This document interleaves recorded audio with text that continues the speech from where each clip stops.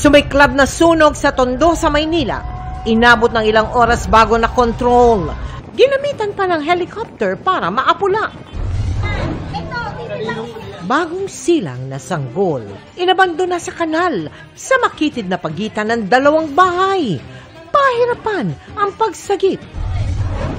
Susunod na hakbang ng Senado sa impeachment complaint laban kay Vice President Sara Duterte, pinagtalunan. Matapos questionin sa Senado, 1 bilyong pisong inilagak nito sa kumpanyang nagpapa-online sugal, susuriin ng GSIS. Dahil sa dinuraan umano ng content creator, ang lalagyan nito ng holy water. Simbahan sa Misamis Oriental, pansamantalang isinara. Sa pagsadsad ng presyo ng palay, pag-aangkat ng bigas, 2 buwang pinasususpindi ng Pangulo simula sa anihan sa Setyembre.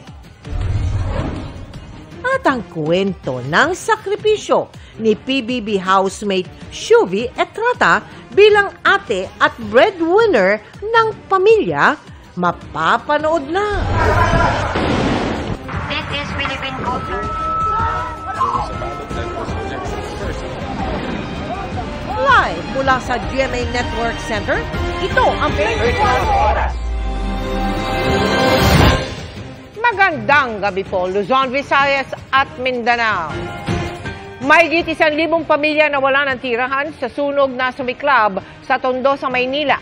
3 ang sugatan, kabilang ang 2 bumbero.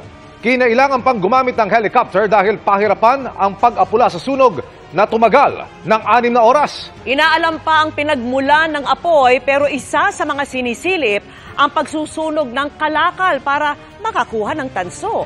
Nakatutok live si Maris Umali. Maris. Mel, Emil, Vicky, trahedya ang sinapit ng aabot.